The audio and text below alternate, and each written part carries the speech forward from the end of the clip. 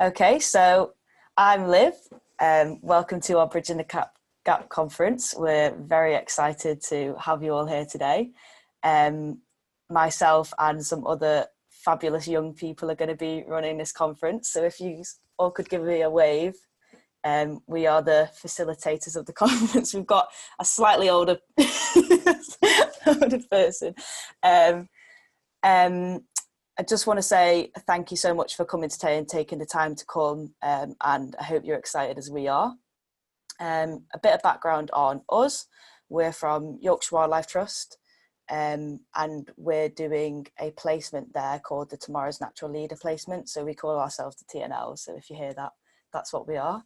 And it's basically a year-long opportunity to get some conservation work, and it's like a whole variety. So we do lots of different things within the trust and get to see what we like, basically. And despite having this year's experience doing all this work, a lot of us are still struggling to find jobs.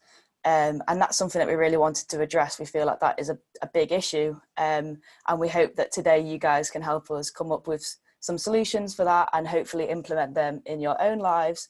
And that is whether you're a young person trying to enter the sector or whether you're a representative from an environmental organisation.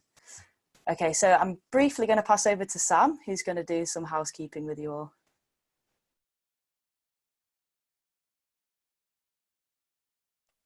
Great, thanks, Liv. So most of you are hopefully familiar with Zoom, but for those who aren't, you'll hopefully find it very intuitive. You'll notice that you have a microphone icon on the toolbar at the bottom of your screen, which controls your audio. Please keep this muted until you're invited to speak so we can reduce background noise.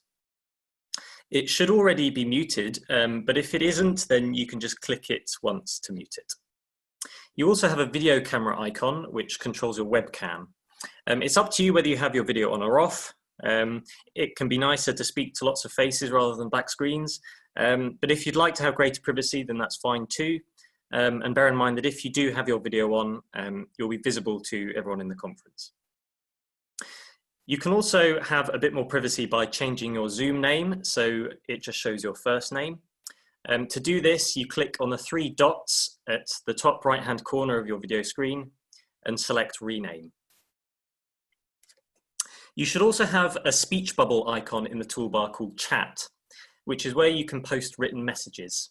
If you have a question at any point, the easiest thing to do is to either write in the chat, "I've got a question," or similar, and then we'll invite you to unmute and ask your question verbally.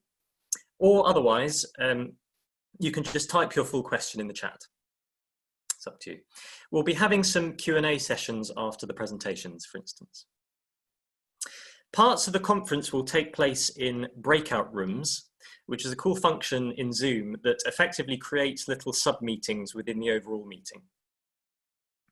When I put you in breakout rooms, you'll get a pop-up with the option to join the breakout room I've assigned you to. We'll aim to have 8 breakout rooms of, let's see how many people we've got, of maybe about 8 to 9 people or so per breakout room in these sessions. So each breakout room will be facilitated by one of the Tomorrow's Natural Leaders. In one case, one of the Tomorrow's Natural Leaders staff. The aim of these breakout rooms is to encourage more of an active discussion about some of the topics of the conference. So your input in these discussions is more than welcome. Similarly to asking questions, the easiest way to contribute in the breakout room discussions is to either write in the chat, "I've got something to say," and the room leader will unmute you, or just write your point in full in the chat. That second one might be easiest, in fact. Please note that the conference, apart from breakout room discussions, will be recorded and parts may be made more publicly available.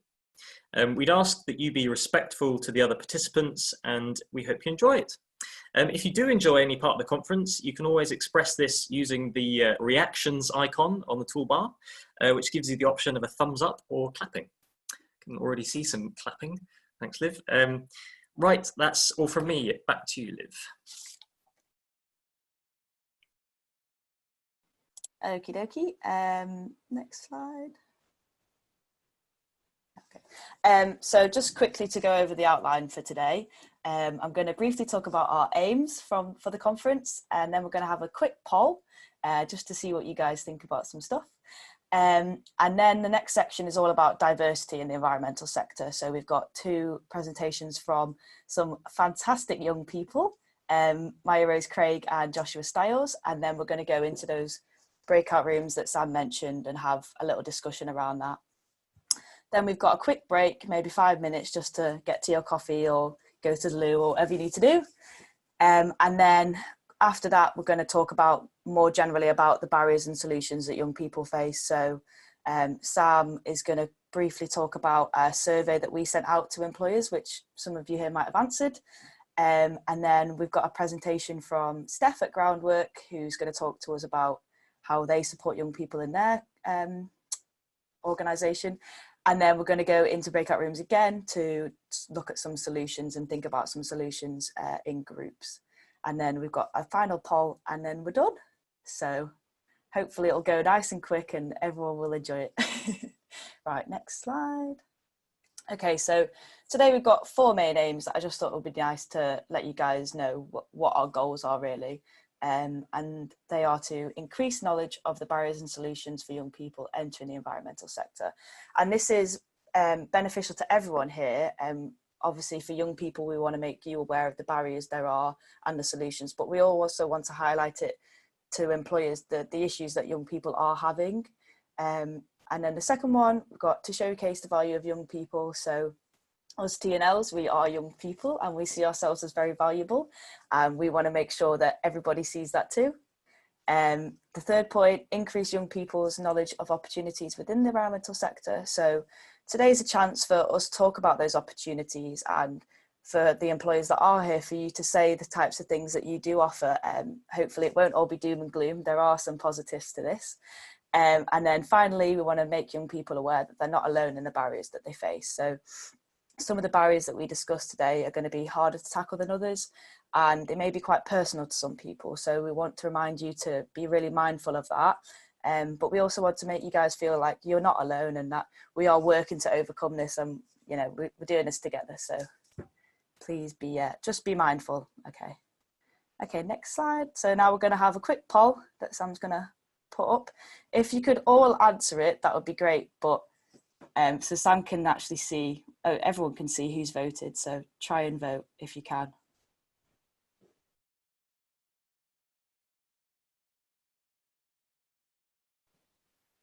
Right, yeah, looking pretty good. We've got most people now, so I think I'll probably end the poll here.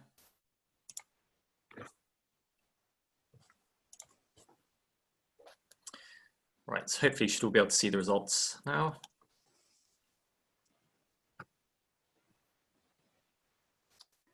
Oh, it's even in the second one. That's interesting. Do you want to kind of read through the results, Liv? Oh, you want me to do it? Okay. Sure. So yeah, so we just basically wanted to do these first couple of questions just to see who we had here. And it's nice to know we've got lots of young people. But it's also really interesting to see that we've got like a lot of environmental sector workers, and that'll be really useful for the discussions. And it's really great to see that we've got some young people in the environmental sector. Yay. And then so for the third question, Sam will go more into this later, but basically this was one of the questions that we asked in our employer survey. So we wanted to see what young people thought about this question and whether that actually correlates with what actually happens in the environmental sector. And that's the same for question 4 as well. And then the last 2 questions, question 5. What can young people do? Oh, that's interesting. But I like that this is very even. So you'll get, hopefully we'll get all of these. So you'll all be pleased to know. And the last question, this is something that we'll touch on later on as well. We just wanted to see what people's general thoughts on it were. So yeah, that's kind of in line with what we were expecting. So yeah, that'll be an interesting discussion later.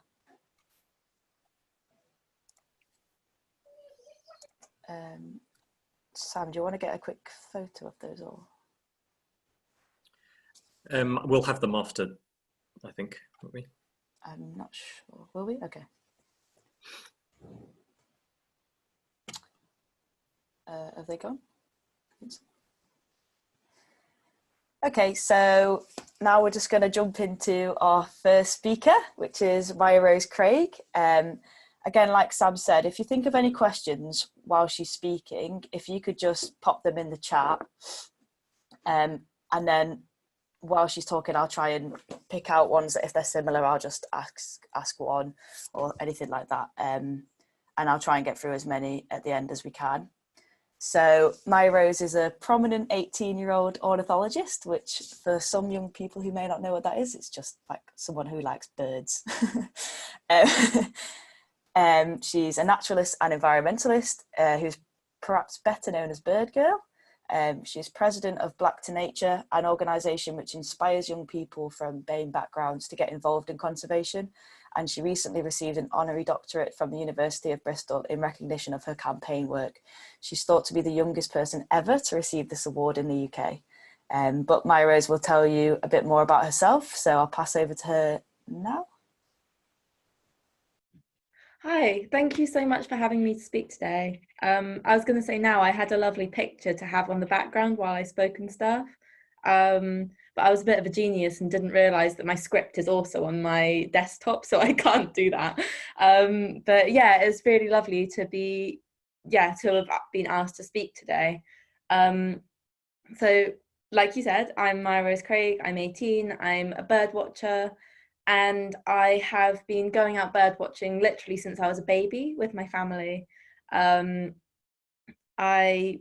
first bird watching trip was when I was 9 days old, and it's always been a massive part of my life. I love it. And growing up, I had a sister who was 12 years older than me, and she was a massive role model in my life. Sorry, her cat's watching the conference with me at the moment. But you know, and I think having that role model to sort of encourage me through more angsty periods where maybe engaging with nature wasn't an extremely cool thing was very, very helpful to me as a child. But I'm also half British, I'm also half British Bangladeshi, and I think as I got older I really started to realize that thanks Sam, I really started to realize that I just wasn't seeing people that looked like me out in nature, out in the countryside, let alone in the nature sector, in the nature organisations. And I think I was about 12 when I decided I really wanted to do something about that. And although I do a lot of more political based campaigning now, at the time it came purely from this desire of having had that opportunity to grow up surrounded by nature and feeling that it was a real tragedy that other kids my age weren't getting that same opportunity. So in 2015, when I was 13, I decided to run this nature camp down on the Somerset Levels, where I would bring VME, or visually minority ethnic kids, from inner city Bristol and take them on a nature camp in the countryside for a weekend, and just, I suppose, show them that it was really fun to be out in nature. And I just remember that first night when they turned up and they were really miserable and they didn't want to be there. And like 13-year-old me was very stressed because I felt like I'd signed myself up for some awful, awful thing that was going terribly. But, you know, I persevered, and the next morning we went on a walk down on the Somerset Levels. And again, they're a bit miserable. They're going like, oh, I don't like walking. I don't like looking at birds. But eventually one of our volunteers came up to them and started chatting to them about peregrine falcons and how fast they can fly, and comparing that to the speed of like Formula One race cars or something. And it was like this light bulb moment where suddenly these boys were interested, and it was almost like making a connection to something that was otherwise very alien and almost like completely separate from what they experienced in their own lives. And just, creating that link. And from that moment onwards, they were really engaged in the camp, and they were really engaged in all the different activities, and they had a really good time. And I've now run 9 of these camps, and they're really successful. And again, these kids always engage with nature in one shape or another. But obviously when I started doing these camps, I wasn't a professional, like, I don't know, camp organizer or whatever. I was 13. So it has been a massive learning curve, and we've learned so many things over the years. And I think one of the main ones has just been that my way of engaging with nature and the way that I like going into the outdoors, which is like with my binoculars, going down to the nature reserves, looking at the birds. That doesn't do it for everyone at all. And most people don't enjoy that. And I think, like, over the years, we've really started to explore different ways in which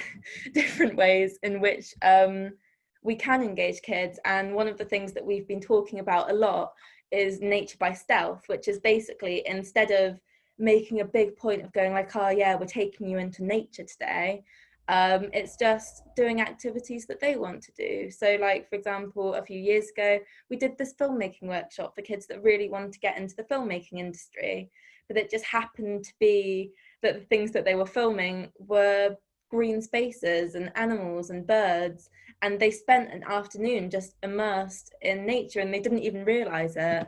And I really think that that kind of thing, where it's a lot less traditionalist in the ways that we engage with nature, is massively helpful, not just for the VME communities, but for people in general. Because I think in the UK there are a lot of preconceptions about what engaging with nature is in the first place, and I think that's why a lot of people don't want to do it.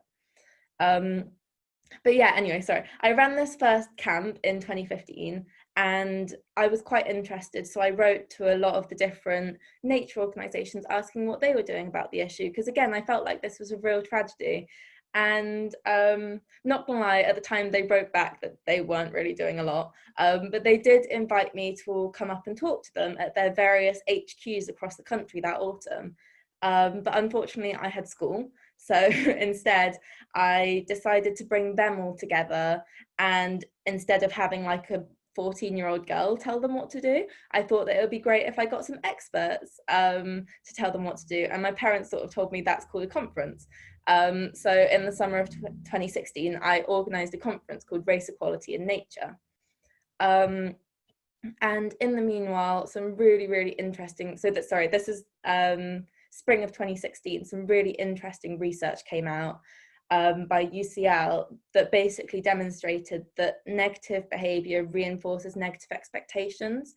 So basically saying that even though there's no like massive prejudice, there's not necessarily any like really obvious hate crimes or anything happening in the countryside, the fact that so many people already felt that the countryside was somewhere that was very white and very elitist meant that actions that other people probably wouldn't even notice massively reinforced these negative expectations, and they wouldn't want to go back.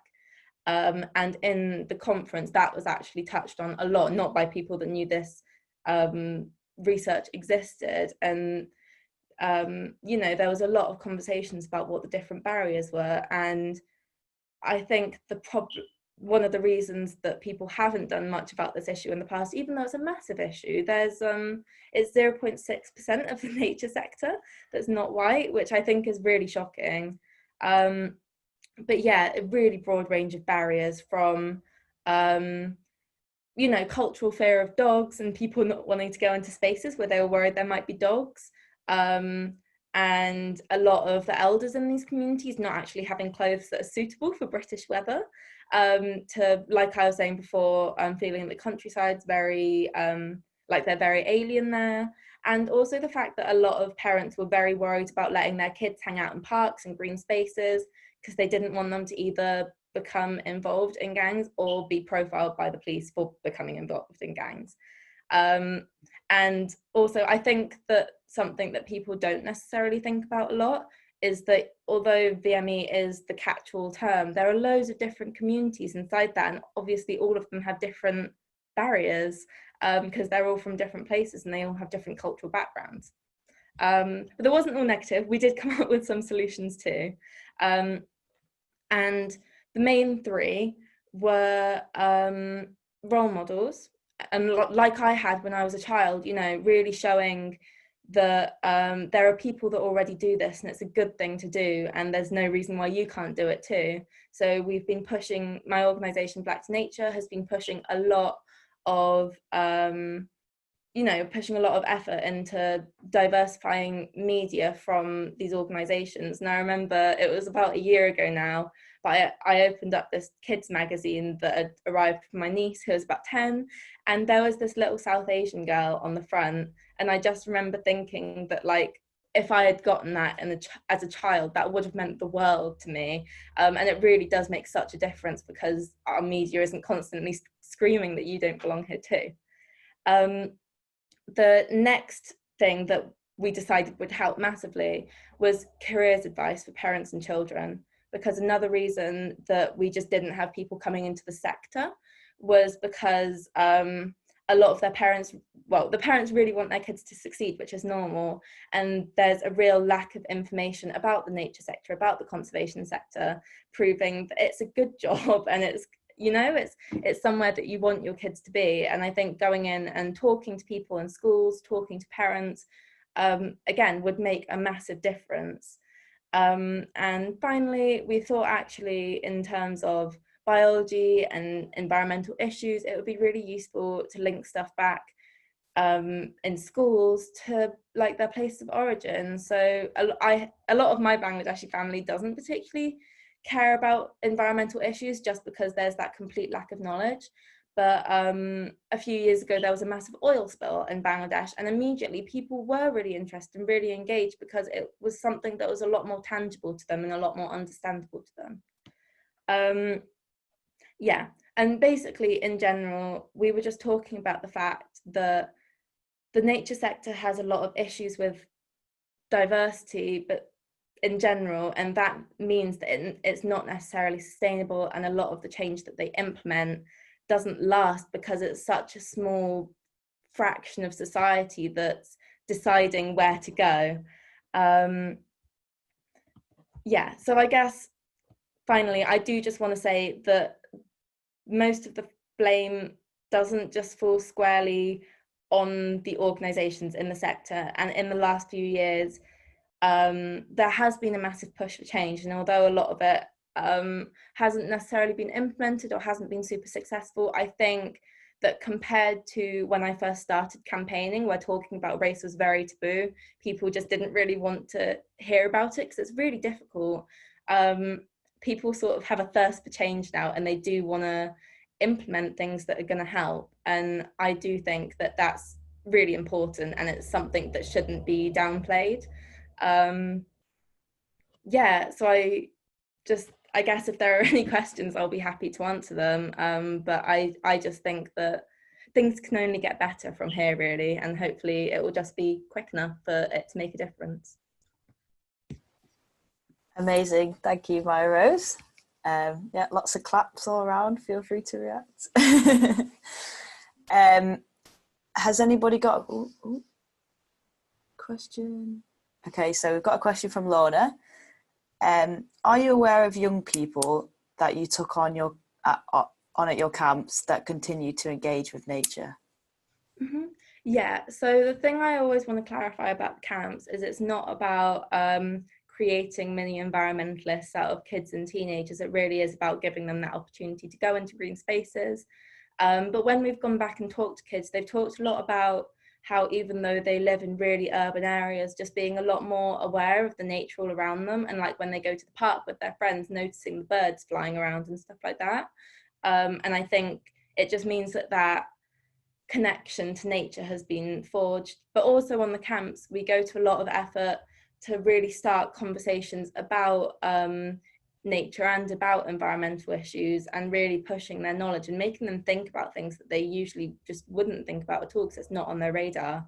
And when we've talked to kids after, they have said that it's really made them think about things, even if it's just like stuff that's very simple to us, like recycling and like plastic consumption and stuff like that. It really does make a difference, just really starting those conversations. That's really interesting. I've got another question. What are your plans? What are your future plans for Black to Nature?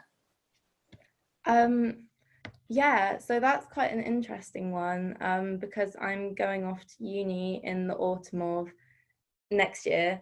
And obviously at the moment it's a very small charity. And I think my main plans at the moment really are just making sure that it's not going to crumble apart once I'm gone, that the camps can carry on happening, that the kids are going to carry on being able to come out to the countryside. But also if the wait no that sorry that was slightly salty. If we become an official charity, hopefully we'll be able to expand to other cities as well, like London and Manchester, and yeah, I think that would be amazing, but that's, I guess, in the distant future at the moment. Yeah, I think expanding would be amazing, but yeah, obviously hard. I have a quick question. I was just going to ask, how did you find out what the kids enjoyed on the camp so that you could tailor the camp to their interests? I guess it's been quite a long process of just seeing how they responded to stuff. Which yeah, and I mean that first camp, retrospectively I feel so sorry for those kids, because we had them up at like 6 o'clock in the morning. They were doing activities till like after sunset because we were looking for nightjars and stuff, and they'd never done anything that was that hard work before, and they must have been exhausted.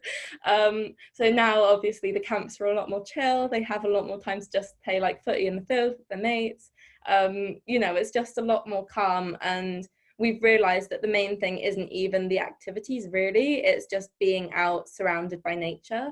But yeah, a few of the activities that have been really popular are bird ringing, just because they really like seeing the birds close up, and like I'm licensed, but I sort of put the bird in their hands and it flies away, so they get to have that contact. Mothing has been very popular, just because a lot of the kids are really, really scared of moths actually. But they have a great time sort of chasing each other around with moths and just like looking at them close up. And I think it really is just a lot of the time demystifying nature and making sure it's not boring. And a lot of these really close up ones have been popular. Also bio blitzes, because they're all really competitive. Yeah. Thank you. I'm just going to squeeze one last question in because I am quite interested.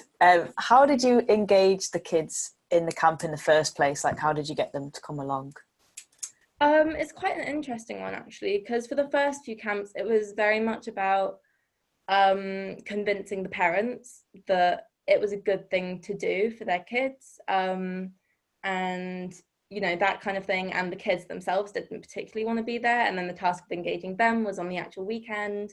And the reason that we were able to do that, and I think a lot of nature organizations have struggled to do the same for their own camps, is because we know people in these communities, and people know that they can trust us with their kids in the way that they, like, a lot of them don't send their kids on school camps and stuff like that because they're not sure that I don't know, it's going to be suitable, or the food's going to be halal or whatever. But as time's gone on, I think word of mouth has spread around a lot, and a lot of the kids are aware that it's just a fun weekend away, especially the primary school kids. It's really sad because we don't have enough money to do enough, like loads and loads of them, but loads of the kids want to come back again and again and again. But nowadays we have like massive groups of friends coming together on the camps. Like the very last one last summer, I think it was an entire football team from one school, where it was just like a whole group of boys came and just had a really nice time for a weekend. So yeah, that's really, really interesting. Thank you. Right, I'm gonna have to move on because we are out of time for that section. So now, yeah, amazing, well done. Yeah, lots of clap reacts. Now we've got a presentation from Joshua Stiles. Again, if you have any questions, pop them in the chat. Don't feel like you have to wait till the end to pop them in. So Joshua is a well-known 24-year-old botanist, ecologist and conservationist. Amongst his many achievements, he's set up the Northwest Rare Plant Initiative, created the document Brilliant British Botany, and has frequently appeared on TV. Today, Josh will be talking to us about his journey into ecology, the barriers he's faced, and his advice for other young environmentalists. So over to you, Josh. Hello. I will just set my screen share up. Okay. Hi everyone. Yes, I'm Joshua Stiles. I'm a botanist. And today I'm going to talk to you about my journey into ecology. I'm going to talk a little bit about what I do, how I got there, and some of the barriers that I've faced. Okay, so let's begin. So at the moment, I am a senior ecologist. So essentially, I work with developers to work with nature. So where their developments might cause harm to a protected species or a notable habitat, I'll work with developers to avoid that harm, essentially. But as well as my ecology role, as Liv rightly says, I founded something called the Northwest Rare Plants Initiative, which is a conservation programme based in Northwest England. And what I'm trying to do is essentially reverse the fortunes of over 40 target plant species that are essentially on the cusp of extinction in Northwest England. So that's something I set up not long after graduation in 2017. And I get funding from Chester Zoo and the Wildlife Trust to continue working with these wonderful plants. And as well, I do occasional broadcasting opportunities. So I've done some filming with various news things, and I've done filming with Springwatch, etc. So that's a little bit about what I do now. How did I get to where I am? Well, it started when I was about 6 or 7. I began to grow a lot of fruit and veg, and in particular wildflowers. And I remember when I was really young, I used to sit next to like this wildflower patch and watch all of the fascinating interactions between invertebrates and this small wildflower patch. And from there, I have continued my interest throughout my teens. I was continuously volunteering for the Wildlife Trust, and that continued throughout my education at university, where I did volunteering for Natural England, Cheshire, Lancashire Wildlife Trust, WWT, and a few others as well. So yes, there is that. One thing I do want to talk about, what I did at university, was something called the Field Identification Skills Certificate. Now, this is something run by the Botanical Society of Britain and Ireland. And this is something I did at university to demonstrate my competence as a botanist. So the FISC is essentially a means of saying how good you are at identifying wild plants. If you have a rubbish mark, if you have a low mark, then you're not so great. If you have a great mark, then you're pretty good. And I got an okay one. And throughout my time at university, I also had a research position. During university, I continued volunteering and worked part-time for an ecology consultancy.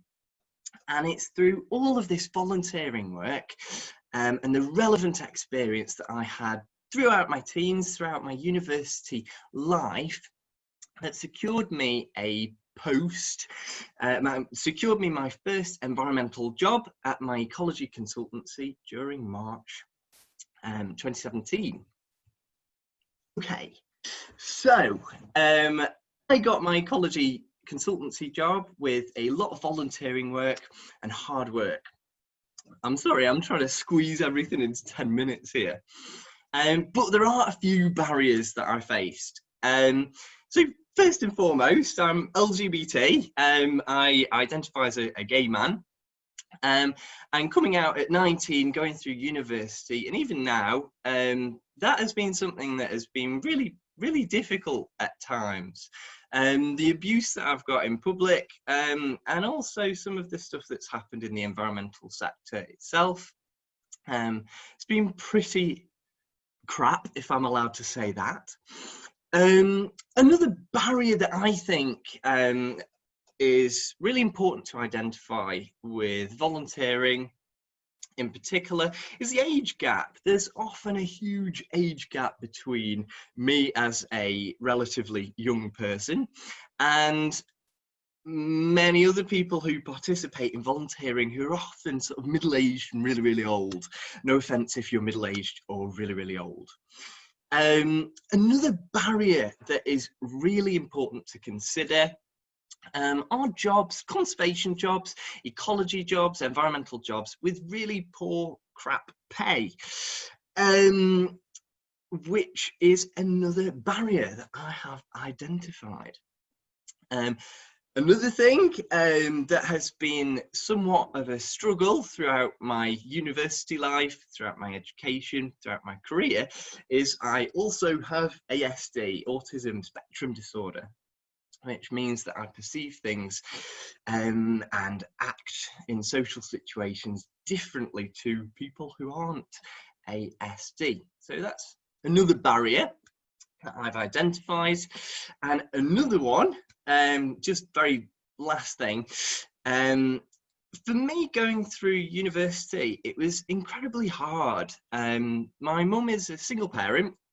She's been on benefits for the majority of my time through education, and so coming through university, I was in my overdraft constantly. My mum could never help me with anything because she couldn't afford anything, and so that was another barrier for me. But regardless of all of those barriers, as I've talked through, I got a lot of volunteering experience throughout my university life and a little bit before that, and that is what helped me secure my job as an ecologist. Okay, so let's talk now about some of the lessons I learned very quickly. One of the lessons I learnt quite fast was not to accept rubbish or no pay. Although it's something people might not want to acknowledge, even in the conservation sector, charities, ecology consultancies, a lot of them will try and do you over sometimes and try and get you to volunteer or give you rubbish pay. And so one thing that I personally learnt is to try not to accept rubbish pay, rubbish working conditions. Don't be a doormat. Don't let people tread all over you and get as much out of you as possible with giving you little in return. Another lesson that I've learned going through education, through my career at the moment, is the importance of volunteering. Without my volunteering throughout my university life and a little bit beforehand, I wouldn't have the job that I've got today. And so my advice is to volunteer while you still have the time. Strive to be the best and show tenacity. And another thing, I mentioned the FISC, which is a demonstration of how good you are at identifying plants. It's important to employers that prospective employees demonstrate competence, and you might not want to demonstrate competence for your ability to identify plants. You might want to demonstrate your competence in handling great crested newts. You might want to pursue a great crested newt license, for example. That could be a demonstration of competence. And the last thing, I really want to emphasize the importance of volunteering and field skills.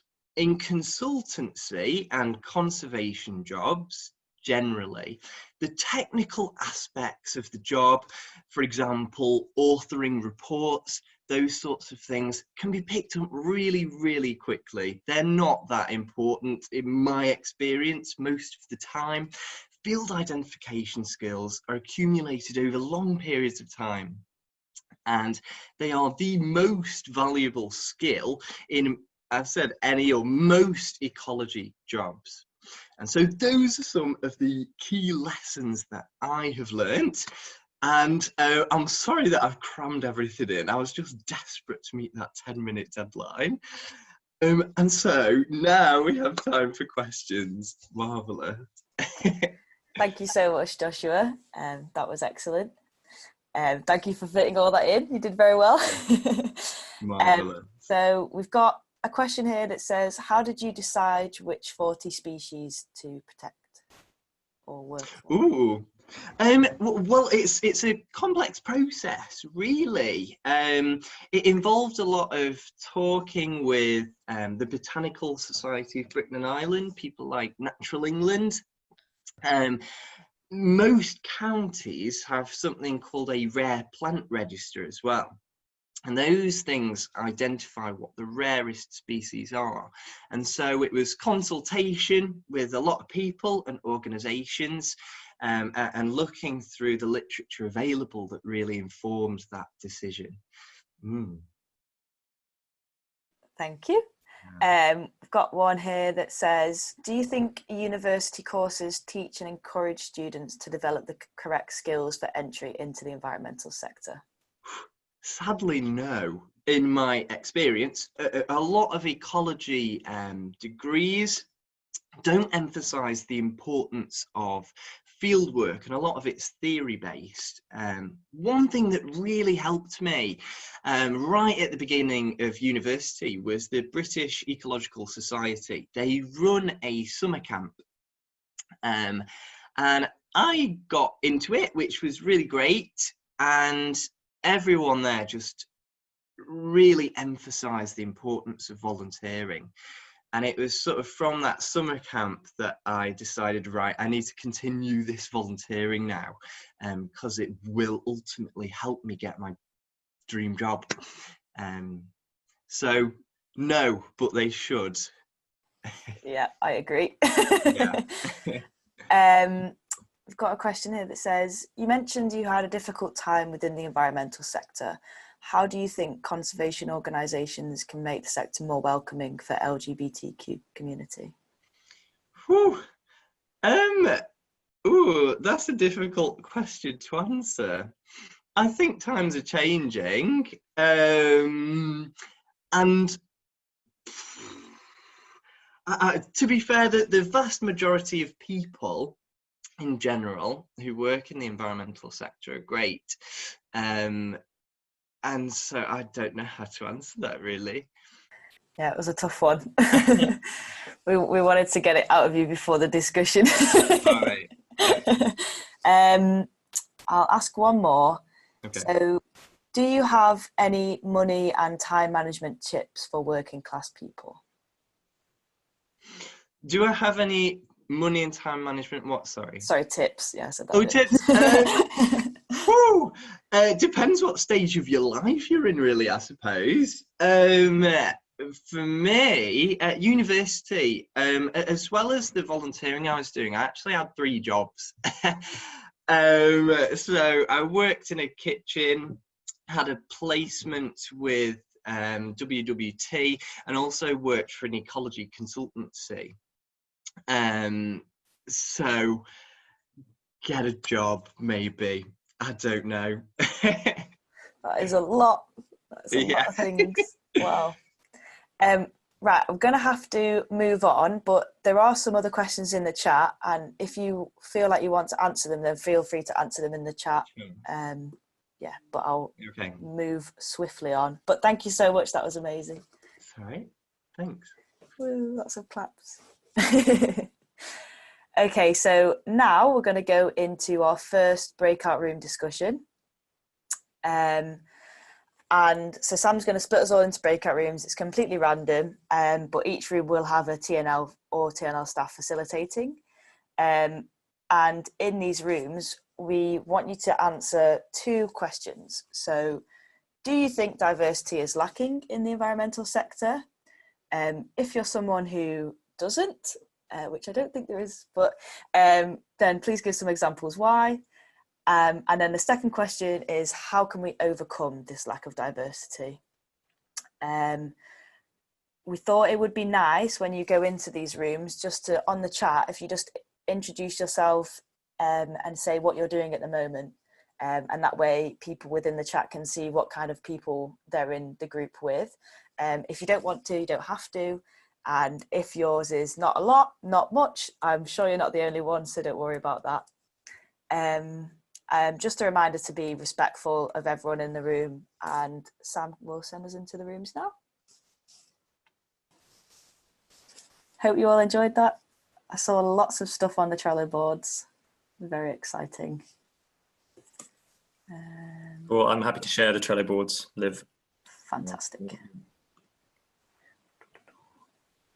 Okay, so now I'm just going to go through each breakout room and just ask for one answer to each question from each facilitator. So I'm going to have to look very closely at mine and try and think about which ones I want to pick.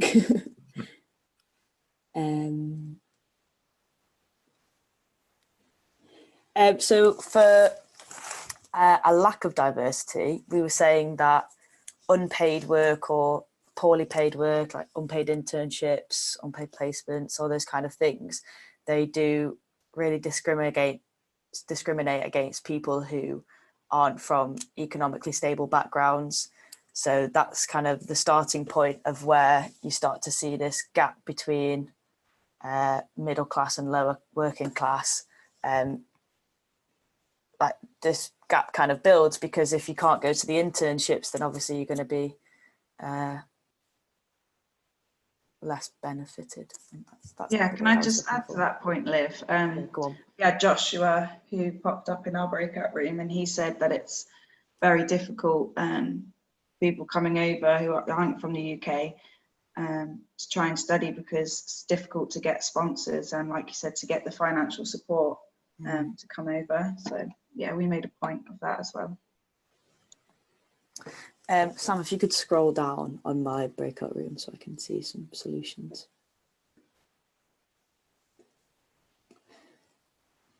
So this was quite an interesting one. We were talking about progression and how there's not really much progression within the sector, but I was kind of relating it to the corporate world. But someone in our rooms said that we have quite a flat structure in most environmental organisations, but actually that can be quite useful for allowing equal say within the organisation. So with a very aggressive structure of the corporate world, they don't really listen to those lower down necessarily, whereas in the environmental sector, they're more likely to listen to people because it is a bit flatter and people's voices do seem equal. So I thought that was very interesting. Breakout room 2, if you guys want to go next. Who was that? Sure. Yeah, that was me.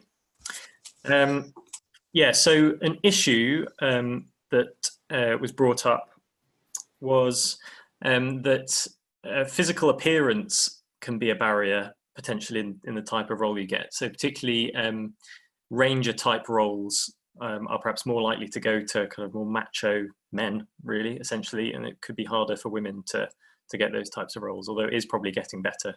And then as one of the solutions we came up with, this was particularly in the context of LGBT, we thought that organisations could be more obviously and sort of openly welcoming to inclusivity. You know, that there is a big move across society as a whole really now to just be more welcoming and say, you know, we are open to LGBT or whatever.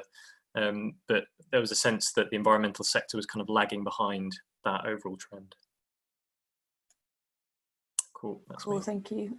Breakout room 3. Yeah, there was quite a good point made about that we seem to put all of the pressure on people from BAME backgrounds, that it's up to them to make the change and make the difference, when in actual fact it's all our responsibility. And another point was made that on the trustee board level, there only ever seems to be people from white backgrounds. So I think actually implementing change within the organisations have to say, right, it is our responsibility as well. So yeah, it's a group effort, not an individual effort, for sure. Was that was that a solution as well? Yeah, that was Okay. that was 2 in 1. Cool. Yeah.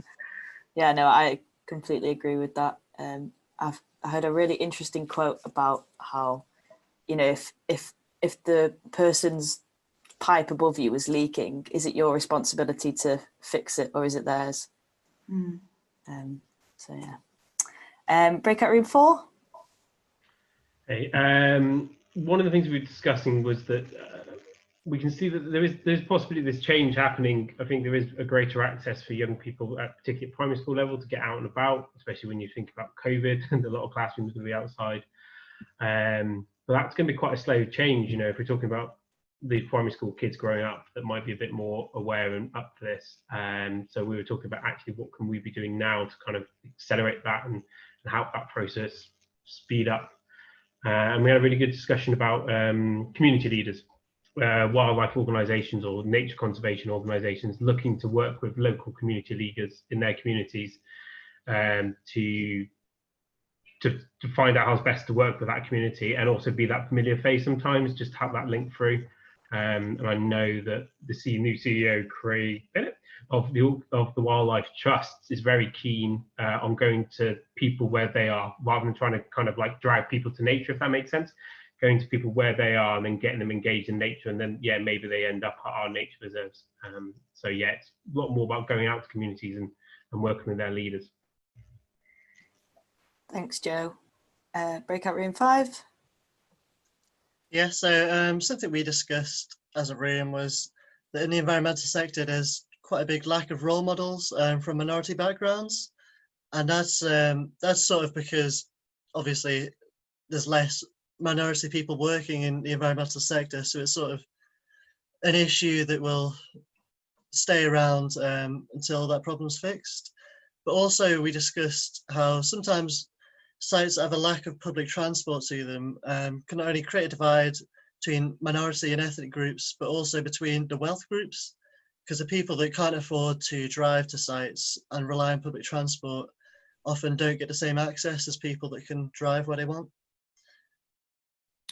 Thank you. Yeah, I think that's a lot of the time, if we're people who can drive or have access to a car and can go wherever we want very easily, you forget that that isn't the case for most people. So it's just bearing that in mind. Room 6, was it you? Room 6. I'm confused. Yeah, no, am I only supposed to be like one? Because there were quite a few things. Just one of each. Yeah. Okay, that's fine. But basically, there was a massive pattern of the different backgrounds not having as much of an opportunity as much as we get. So that they were saying that we need more projects for different opportunities. We need different backgrounds exposed with different opportunities as well. Actually, it was Brian who was saying that out of everyone who he's interviewed, he seems to have only interviewed like white people, and it's because they look better on CVs because they're not as open. They haven't been open to as many opportunities as we have, and it's better if they have degrees and things like that. So that was quite interesting. Thanks, Lucy. Do you have a solution? Interesting to start in schools because they need to be taught from schools to universities. But like it was quite a major, like opening them up to opportunities and opening up more projects and things like that. So cool, thank you. Number 7. So yeah, we just talked about the problem of like a lack of connection with nature for people living in like urban areas, particularly like deprived areas.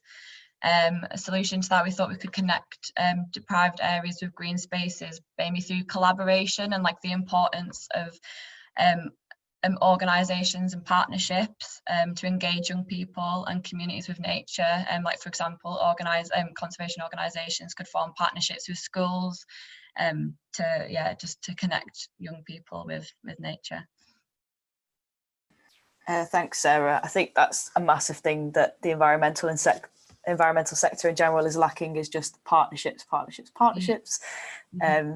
There are so many things that we could be tapping into that I we just aren't, and that's a massive shame. So hopefully that improves. Number 8. Hello. One thing we discussed that I found really interesting in our breakout room was job adverts. So language in job adverts can often have an unconscious bias in it towards a certain population of people that generally get the job, and against minorities, which can be off-putting for them. But it's not necessarily, when you look at that job advert as, say for me as a white person, it's not something I would notice, but for someone as a minority, they'd look at it and think, oh, that's a bit off-putting, and puts them off. So Holly was saying that recently Yorkshire Wildlife Trust had been through their job adverts and specs to change any of that language, and I think it'd be something that would be really good for other sectors to look through their own adverts to see if they're doing a similar thing. Thanks, Lorna. Yeah, I remember hearing about that. For people who might be a bit confused as to how you would go about that, essentially there was words that are considered more masculine. So I think this role, we had a lot of men applying, not a lot of women. And then when you change some of the words to more even terms, I don't know what classes as masculine, I don't know what the masculine words were, but they changed them out and then they got more women applying. So it's that kind of thing. Do you have a solution, Lorna? Or that was the solution? Well, that just was changing the solution. Yeah, I mean, yeah. I can give you if you want, but probably best leave it there so we don't. Yeah, no problem. Okay, so now we have a break. Just a quick comfort break. Thank you all for taking part in that discussion. That we've got some really interesting feedback there, and that whole board we'll get to see, and we'll get to collate that all together after this. So that'll be really interesting to look through. If you could, what's awkward timings? If we say 5-ish minutes, so if you could get back here at 28. I know that's really awkward. Okay, let's say 30 because that's really awkward. Yeah, if you could get back here for 11:30, that would be great. Thank you. Okay, so hopefully everyone's back. I'm just going to do a quick plug for our Instagram. So if you take a photo of the conference today, please tag us in it. I've put it on the chat, but it's at Youth Wildlife Team. And that's got all of our photos and stuff of what we do as TNLs on there. So give it a follow. It's nearly past. Okay, so hopefully everybody's back now. Just going to hand over to Sam, who's going to talk to. So this next section is all about more general barriers. So we're not really going to talk about diversity in this section, apart from age. Talk about more barriers and solutions. And then to start off, we've got a survey and the results. Sam's going to just talk about a couple of the results for you. So I'll hand over to him. Great, thanks, Liv. Yeah, so we, the TNLs, we created an online survey which we sent round to environmental sector organisations all across the UK. And I suspect that some of the people here today will have actually answered this survey. Amongst other things, we asked employers about what opportunities they had for young people, which we defined as 16 to 24-year-olds. No offence to those that are 25 plus, I'm sure you're all young at heart. If they valued young people in the workforce and why. What qualifications and experience are typically required for entry-level jobs, and what barriers they thought faced young people wanting to enter the sector. The survey is still ongoing and the number of respondents is increasing all the time, but we thought we'd just give you a snapshot of some of the results so far based on about 40 responses. We aim to create a full report based on the survey and this conference in due course and make it publicly available. A good range of organisations have responded so far, including NGOs such as the RSPB and wildlife trusts, government-affiliated organisations such as the Environment Agency, consultancies and smaller charities. Let's go to this next slide. So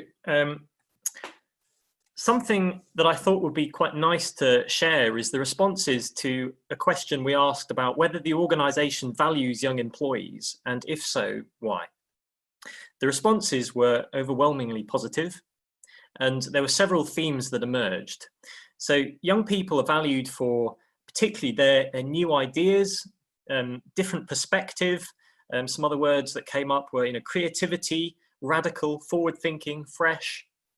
And then they also bring an enthusiasm, energy, dynamic. Those are some of the other words that popped up. Young people are also valued for their tech skills, and particularly their knowledge of social media. And also, in general, their willingness to learn. Finally, there was the idea of the importance of training the next generation and the importance of having young role models in the sector.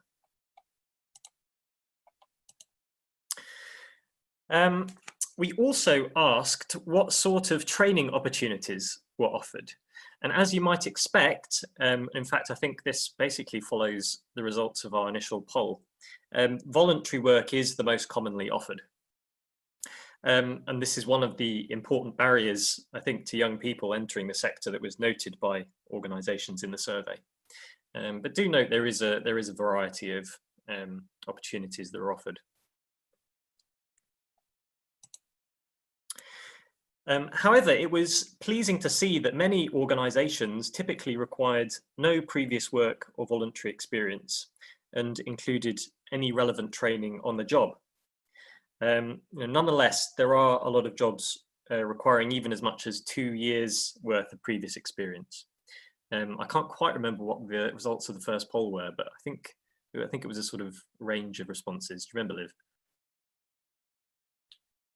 I think it was pretty similar to this. Yeah.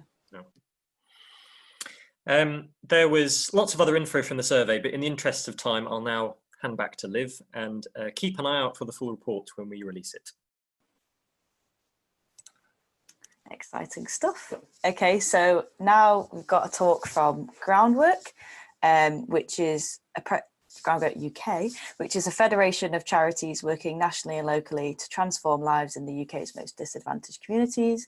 They're passionate about creating a future where every neighbourhood is vibrant and green, every community is strong and able to shape its own destiny, and no one is held back by their background or circumstances. Today we've got Steph speaking for us, who is the Youth Participation Officer, which involves ensuring youth voices are embedded in their programmes and the best practices are shared across Groundwork with practitioner and community groups through development of training and resources to support young people. So over to you, Steph. Thanks very much, Liv.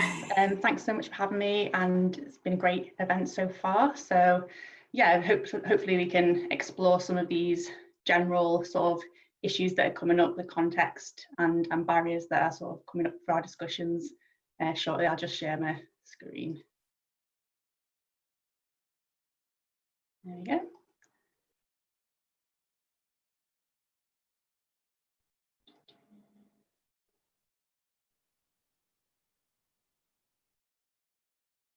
Hopefully you can all see that okay.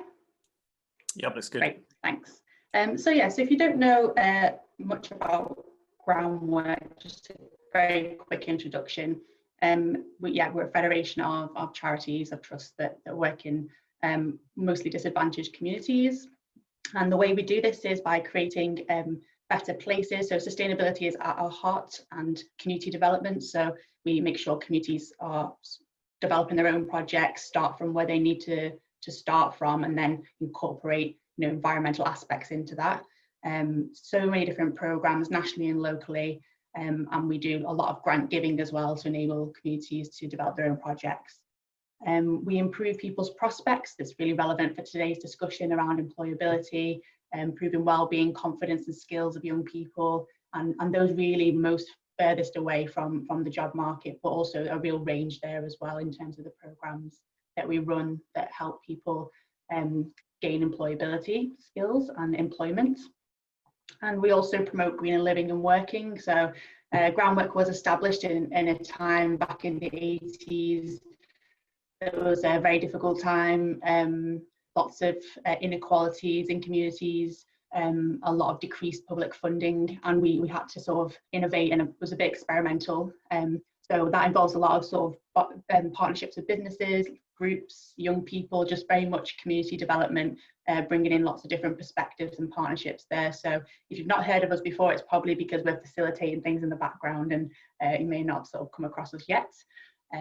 So yeah, so I think we're facing some of those challenges at the moment as well. So hopefully, as you can see, there's sort of decreased sort of funding for youth services and careers advice may be part of that. There's sort of lots of change to the economy and welfare and how that works. So we've always been on top of that in what we do and how we design our programs and support for people.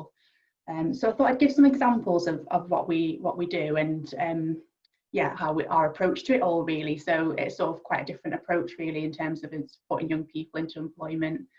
We can look at some of the context and conditions around sort of entering the sector as well, and then some of the personal needs of young people that we've seen, and we've obviously learned a lot about this, and it's sort of key to our work. So yeah, we do a lot of youth work as well, very early on with young people, as well as the employment aspect of what we do.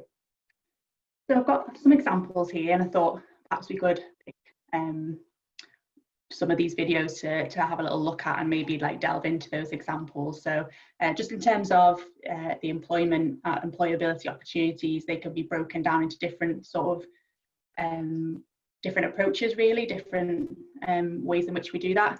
So first of all, it's kind of big work experience apprenticeship schemes that we run, and in all the different areas it'll look very different. But so they'll be involving sort of landscape and catchment area partnerships and things like that. So landscape work and construction work, groundworks really. That's all about you know, young people learning those skills and getting sort of paid for that as well.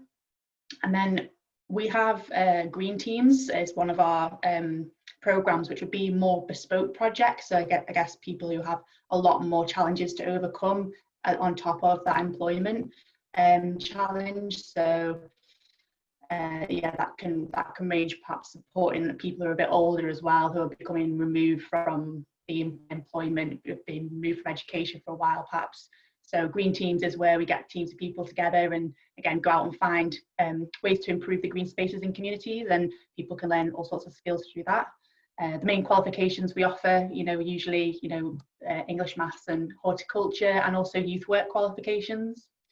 And then the other sort of angle at which we support young people through employability is to start really early with social action, and also coaching for people who are struggling in education for different reasons. So this is a youth work approach usually. So different types of youth workers will have different experiences, but yeah, they'll work with local young people, design the kind of sessions that they wish to start with. And then we have some sort of key programs that are environmental social action that are rolled out in all the different areas together as well. So we have sort of ongoing youth work and some big programs that come along that try and sort of mobilize all that together. And that involves, yeah, coaches and mentoring as well for young people. So I thought maybe we could play this one to start with, and then maybe we can put hands up or vote or poll or something for the next two, and just maybe check out the issues in that. So I've got them loaded here, so I'll just pop those on.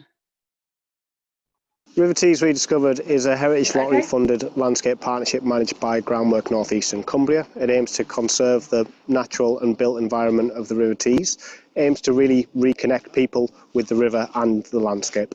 So we currently have 6 apprentices who've just joined us. We hope to have another 6 in the next year. On a day-to-day basis, the apprentices are undertaking environmental conservation, which could be improving access to the river, could be habitat improvement, could be fence building, lots of things that are really important to conserve the natural environment. I think these apprenticeships are really important for the area. I mean, 1, we need jobs in this area. 2, you know, the natural environment is something that needs to be protected, both for ourselves and for future generations. And having these young people learning those skills, taking it on and taking it forward is vitally important for us in the future. The reason I took on this apprenticeship was so I could work outdoors, interact with people a bit dirty. I like doing really practical work. We do a bit of all sorts. We came down here today, Ingley Bar, we put the boardwalk in, taken the embankment off. We've just recently been up St Matthew's Church and put a pathway up in there. The ones these days don't get the opportunities that they need, so apprenticeships like this gives them the experience and the training they need. It gives them sort of like a stepping stone into the future, what they want to do. We learn all sorts of different things. We learn how to do pathways, we cut trees down, do all sorts, build fences, brick walls, do all sorts of stuff. It's like, if anything job comes across, we go along and do it, you know what I mean? Like, there's loads of different types of jobs we can do. Well, I want to pass my MVQ and hopefully get my own business at the end of this year, doing pathways and stuff. So I'm really enjoying the apprenticeship at the minute. Sorry about that. So that's one example. I guess that video touched on a few different issues, you know, in the area, the jobs were needed, and it's how we sort of create sustainability with those opportunities and apprenticeships. So we sort of source those, we match up employers with young people, we have the environmental expertise in the organisation to be able to create green jobs, which is really important to our approach, and source those in the area. So that's sort of how we work. So sort of our approach to that in terms of what we do is sort of to sort of again just provide a more of a summary around groundwork is using the environment. So we start with outdoor learning, environmental action, and so in terms of this particular example and some of the other examples, we actually start in terms of creating a people-centered approach. So it's based on coaching and caring. So within these schemes, there'll often be coaches and lead supervisors and a high ratio to help young people develop all the other skills and keep the motivation going around in that apprenticeship and in the next routes and the next steps from that. In terms of the connections, we make sure we can reach people who need the support, you know, through our networks of local partners and connections with local employers. And then in terms of job creation, we provide work experience and create jobs within our programs as well. So you know, as well as apprenticeship programs, we do other social action programs, and they'll employ, you know, assistants and entry-level roles. So that's really important for us to keep that flowing as well within our approach. And we use lived experience. We're very sort of passionate about that. So a lot of our staff will have lived experience of different barriers that we are trying to tackle. You know, and youth workers will be young people, and on the whole, obviously, that, you know, there'll be a variety of people to help out, but there'll be all sorts of other barriers there that people have faced themselves that are able to then advise that young person on what they need. So another example then would be perhaps green teams, where there's many sort of particular barriers, and it's usually about sort of disengagement with education to begin with. But I know we're quite short on time, so what I'll do is just skip along to some of the social action areas, because we also do a lot around that. So for a long while we could create a youth network, but again, that social action can be about finding the guidance, and still young people at a younger age, sort of in the teens, are trying to find that pathway. And if you're in a disadvantaged community, there can be a lot of other challenges that you're overcoming as well as a young person, a lot of responsibilities as well at a younger age.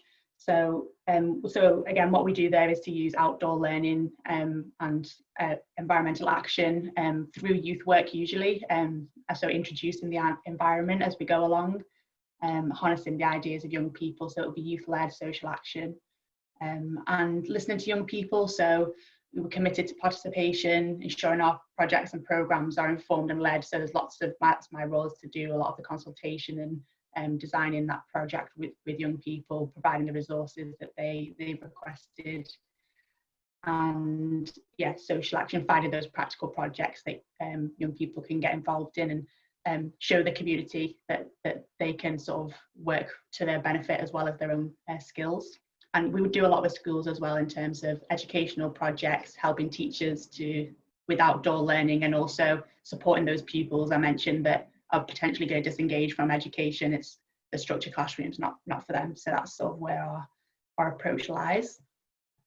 So you can find out lots more, use like loads of those videos. There's lots more social action examples as well out there of young people's stories about the journey that they've come through. So yeah, just finally wanted to share the youth participation strategy we have. So this is something I've been working on over the past few years since I joined Groundwork, and it's about sustaining, progressing young people and making sure that we've got diversity inclusion within that, because we're working with a lot of young people in different communities. We want to make sure that they are able to progress into our organisation. So a lot of young people do that. They end up finding roles in Groundwork since becoming, since taking part in a youth programme or going to that youth club, they then sort of decide on a role in the community themselves, and help mobilise and connect people and get those social connections going. And we also deepen participation. So we have a youth advisory board, and we have a youth practitioner forum, and we have trustees who, and a piece of work to actually diversify our governance. So yeah, I'll just skip over that a little bit quickly so we can get to top tips and any questions. So I guess they're just really quick tips, and it will go into more discussions, won't we? So from me would be, developing partnerships with young people, have participation and the needs of young people at the forefront if you're an organisation, and if you're a young person, like just being proactive about your personal development. I know there's a lot of pressure on young people to, for it to all be in your hands, but it's possible, especially if you're landing those roles, you can still be proactive about training and development within those. And personal development is personal, so we're probably exploring a lot of different routes and techniques into finding those roles. But yeah, you've got to find what suits you and ask around and ask for lots of different types of advice before you sort of make your own decisions. So yeah, there's not sort of one route. I think sometimes you could focus on certain routes, but I think it can really vary, especially what we come across in Groundwork. Make sure there's variety there for young people to enter into different programs and employment. So that's all from me. Contact details are there if you want any more information to join our youth network or find us on LinkedIn. So yeah, thanks. If you've got any questions, let me know. Thanks, Steph.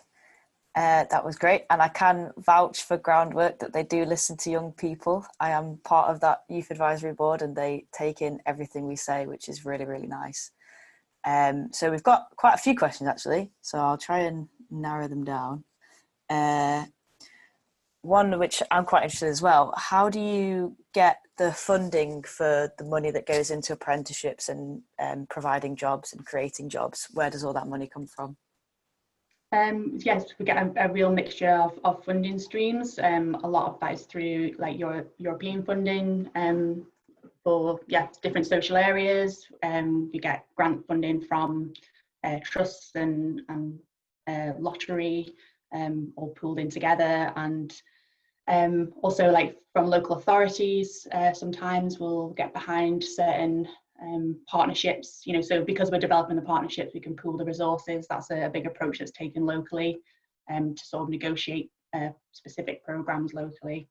And also we do get corporate sponsorship. So yeah, it's just born out of that, as I mentioned, sort of where we originated from in this strange time back in the 80s. So we go and try and find funding and partnerships and collaborate with lots of different partners. So for our Green Teams model, we can ask for corporate partnership and sponsorship on that. So yeah, real variety. Cool, thank you. And then just a final one, because we're a bit short on time. A couple questions were along this line. So how have you adapted your youth engagement or strategies during COVID and the lack of face-to-face? So during COVID, initially we took a focus on most programs to focus on like well-being, and I'll type it in the chat. That's all right, Steph. Don't worry. Thank you very much again. That was really interesting, and hopefully a lot of the people who are in environmental organisations will take on board a lot of the stuff that you said.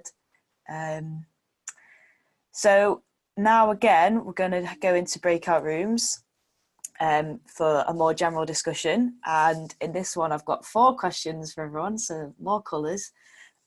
So question 1 is, what are the barriers that young people face when entering the environmental sector? So that's all the barriers apart from diversity, because we've already discussed that. Then Then question 2, what can young people do to overcome these barriers? Number 3, what can employers do to overcome these barriers? And number 4, what can wider society do? So when I mean wider society, I essentially mean anything that's not young people or employers, just pop them in that group. But yeah, hopefully we'll get some very good solutions out of this that we can take forward. So Sam's going to put us all into breakout rooms now, I believe. Hope you all had some very interesting discussions. We certainly did. Seeing lots of colours, which is nice. Sam, could you go on show menu on the right? Yep. And go on labels or something. Search cards. Oh, okay. And then go under barriers. Lovely. So we'll go through, I think maybe we'll go through each one separately, do we think? Or do you want to just go through each room separately? Yeah, well, why don't we scan through each room for each colour, if that makes sense? And then so we'll go have 4 passes, essentially. Cool. Right, could you scroll down? Which one to pick? Could you go back up, actually? Yeah, so one of the barriers that we were talking about was just like a lack of jobs, but because there's a lack of jobs, anything that's entry level but is remotely paid well, we'll just get loads of applicants, and even applicants who have quite a lot of experience, even though it's an entry level role. So we were thinking about how do we, I'm kind of going into the solutions here, but I'll do a bit of both. So there's like that lack of grad schemes because it's obviously funding and things like that, but then we want that because we need to make it a bit more accessible to young people. So our solution was almost kind of advertise roles as for young people or advertise role as grad scheme. So you can only do it if you're out of uni for 3 years, but then it's that discrimination against older people. So how do we deal with that? And that was something that we weren't quite sure about, and whether or not that would be accepted as putting a job out and saying it is for 16 to 24-year-olds only. Would that come back as, would that get kind of knocked down, or would people accept it? I don't know. So do you want to go to young people now? Oh, or do you want to go to the next room now? Yeah, so Okay, that's how I kind of envisaged it. Yeah. Yes.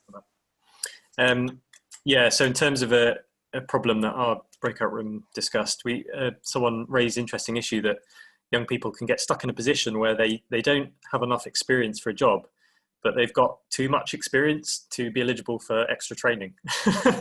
So it's kind of stuck. So we had some solutions as well for that we discussed, but we'll go on to that later. Breakout room 3. That's me.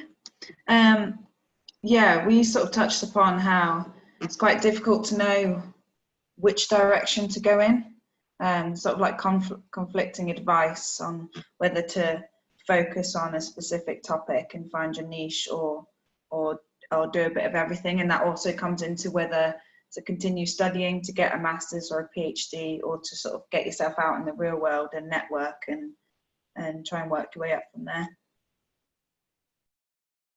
Thank you. Breakout room 4. Yeah, we were talking about volunteering and the volunteering problem that causes volunteers, particularly older volunteers, coming in and taking essentially gateway jobs away, partly because it's hard to turn down free people that are keen to get involved, and also there's so much benefit to getting them involved from themselves and you as well. But it does cause this issue where the gateway jobs just, there are not jobs out there anymore where you just work on the ground and maintain things because volunteers do it.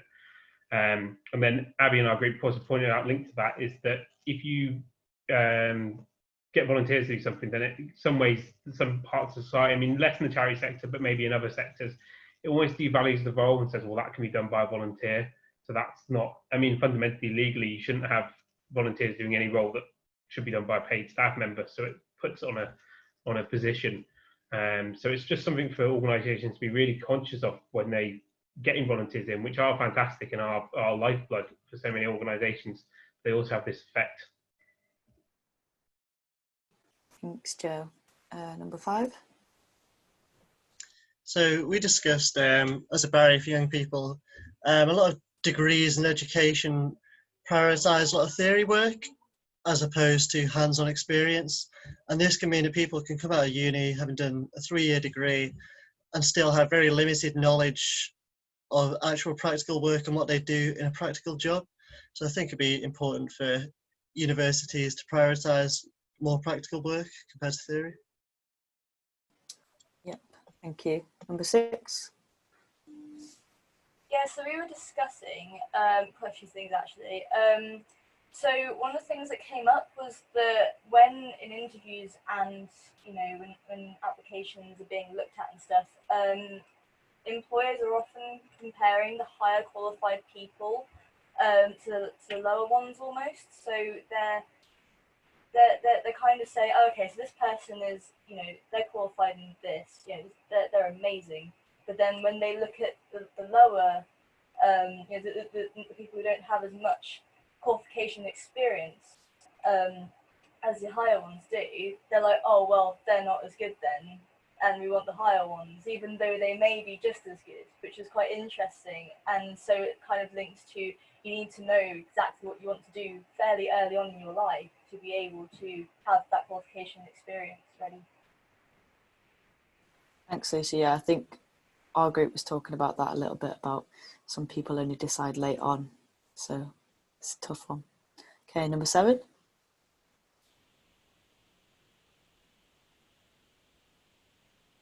Sorry, I was on muted now. So we were just discussing like the problem of like lack of transport. A lot of like young people maybe are unable to afford a car and a license to reach jobs, and a lot of employers are actually asking for you to have a license and a car. So I don't know what a solution to that would be, but yeah, it's definitely a problem. Yeah, thanks, Sarah. I definitely feel that problem. Number 8. We discussed one particular problem being careers advice lacking in colleges and schools early on, before you've sort of decided on your career, because at that point, if you knew what you wanted to do, you could be getting your volunteering done and you could be at a much stronger position when you are going for jobs. However, careers advice often don't know about the sector, and they also don't want to tell you that you don't need to have A-levels, etc. For specific jobs, because they get funding because they're in the colleges telling you these things. So we think the careers advice in colleges and schools could potentially be updated and potentially funded better as well to get young people into the environmental sector. Yeah, that's really interesting. So potentially kind of biased because they don't want you to go certain ways, but their role is to be unbiased. So yeah, that's a tough one. But yeah, that came up for us as well. Okay. Liv, can I suggest that in the next pass, we each one just does a solution. It could be, whether the employers are doing it, young people or university, just in the interest of time. Yeah, if you just highlight all the other ones apart from red, go on search cards. Can you select multiple? Yeah. Yeah. But you don't have to do Very those. so not those. And then if you go on show all, you'll see the purple. Yeah. Cool, thanks. Cool. Oh, get rid of red. Oh, sorry. All right. Lovely. Oh, so many to choose from.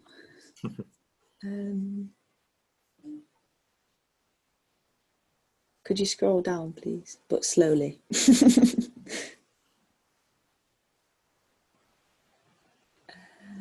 Keep going.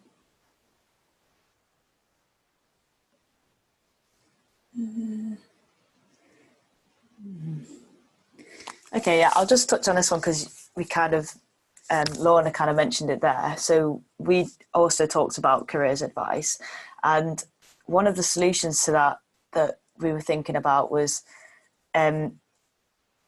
potentially going into schools as organisations, so not just from the careers advisor, like the pupils will actually be able to hear it from the organisation themselves, and they can say all these kind of roles that they have. Like you could go into a school and say, this is our organisation, this is how it's split up, we've got education, we've got finance, we've got fundraising, and people can be like, oh, that's quite cool, I'm interested in comms, but I could do it in an environmental way, that sounds great.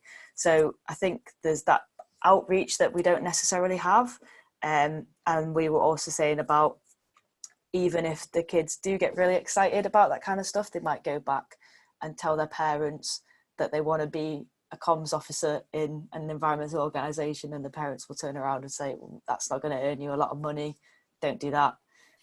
So there's that issue there, and maybe we need to have a thing like Mya-Rose was saying about engaging the parents first and then the kids. So maybe we need to be more proactive with engaging parents. Breakout room 2. Cool. Yeah, so one of the solutions we discussed to the problem I mentioned was that there could be more opportunities for progression within entry-level jobs, because I think a lot of them are quite kind of stuck at a single level, and there could be more varied role opportunities within that job. So that's particularly for people who are kind of stuck at that stage where, you know, you've got some experience, but it's not enough for a job, and too much for training. So, 3.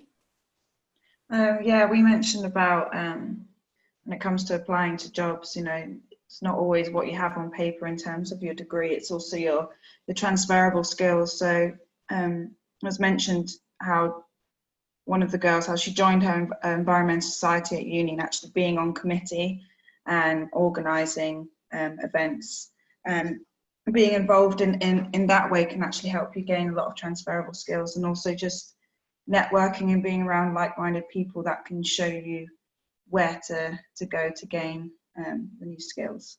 It's always good. Okay, thanks, Amy. Number 4. Yeah, I think mainly I pushed as ever about young people kind of doing things themselves, and I think the age of Greta and influencers are really showing that there's a lot out there, especially the age of technology. These opportunities are out there for people to kind of go solo and not. It's tough when you see so many yellows and purples on the screen, because it feels like they're your gatekeepers, and you don't need to let them to be your gatekeepers, basically. Maya and Josh definitely show that. I think also it's quite interesting that they are popular and they're in demand. There's a gap in the market, I guess, is the more of the corporate way. So people want to hear youth voice, people want to hear different voices, and they go, you know, if you look at Maya and Josh, people are really keen to pick them up, and that's given them a chance.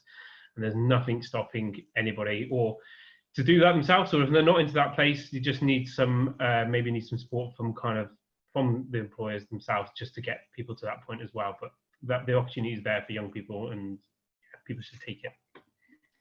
Yeah, I do like that idea actually of one thing I forgot to mention was like that social media side. There's so many people as young people that we can follow, and like so many organisations, so definitely get out there today. If you're not already following lots of organisations, give them a follow. And I also think don't be afraid to start conversations with them, to ask them for advice as well. It's all good to follow somebody, but you need to really engage. Mm-hmm. Number 5. Yeah, something we discussed was companies working more closely with universities and schools to sort of align what they're teaching with the necessary skills that employers are looking for, such as things like getting a bit more hands-on experience at uni.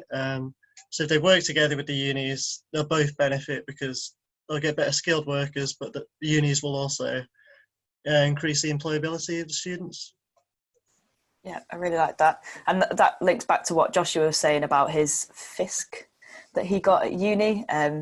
When I was at uni, we didn't do anything like that. And I think things like that are really important to offer. Number 6. So we have discussed that we need more apprenticeships to gain the skills that we need, you know, to get more of the accessible skills and qualifications to young people. There's also raising awareness of how important the environmental sector is. because some young people hear environment and it's just completely foreign, or they might not be completely interested in some aspects of it. And then also the young people overcoming thing was that there is an advantage of being able to use technology at home during COVID, and it kind of makes us seem more adaptable, and we can develop social networks and events and things like that on social media. Great, thanks Lucy. Number 7.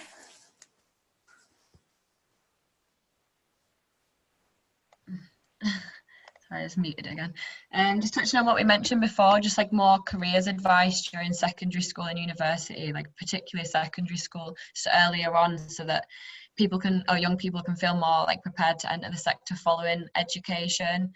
Like, for example, just making young people more aware of the jobs that are actually available to them in the sector.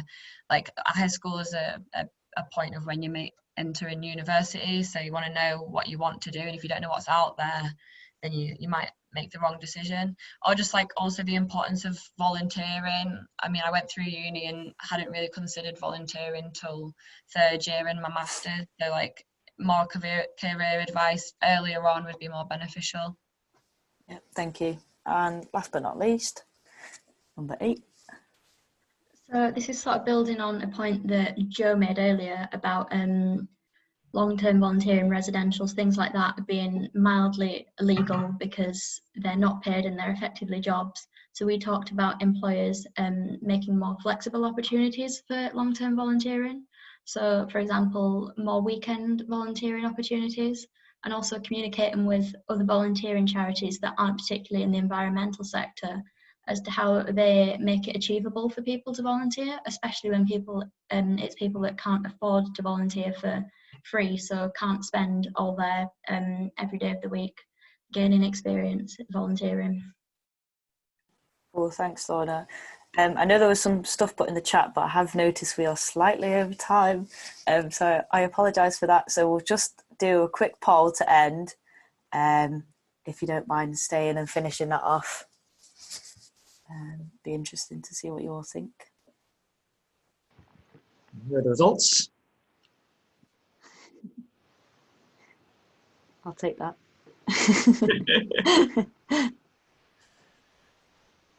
Do you want to go through these, Liv? Do you want to? Yeah, it's good to know that a lot of you enjoy it. That's 2 mess. Yeah. Only 2 mess, I'll take it.